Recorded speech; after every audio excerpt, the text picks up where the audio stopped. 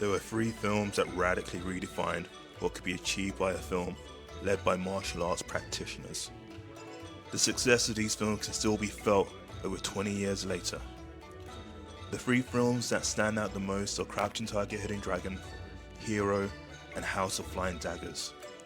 These films came out in a 4-year run from 2000 to 2004. Crouching Tiger, Hidden Dragon blew audiences away, attracting interest from many who wouldn't typically watch a more conventional martial arts film. This was a film the mainstream Western audience hadn't seen before.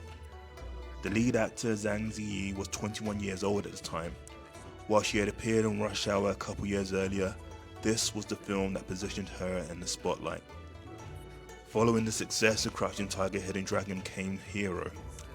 This was the second film in what was to be a trilogy of films starring Zhang Ziyi.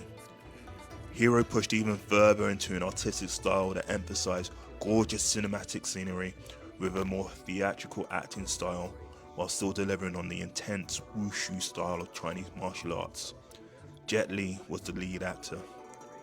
The third film in the three is House of Flying Daggers. This is a return to the theme of romance and love. This film put Zhang Ziyi back into the center of a trio of lead actors with Andy Lau and Takeshi Kaneshiro on either side of her. Crouching Tiger, Hidden Dragon was something akin to catching lightning in a bottle. To spend 17 million and get a return of 214 million is a massive increase. No surprise that it allowed for multiple attempts to do something similar. It's important to consider the wider context of what the world was like in 2000. In general, US-Chinese relations were not as fractious as they are today.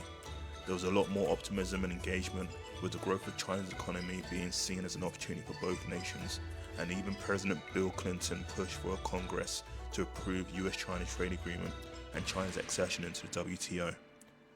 Tracing a direct line from these three films to recent films 20 years on is bound to be contentious, but it's reasonable to assume that these films helped to keep the door open for many Eastern films.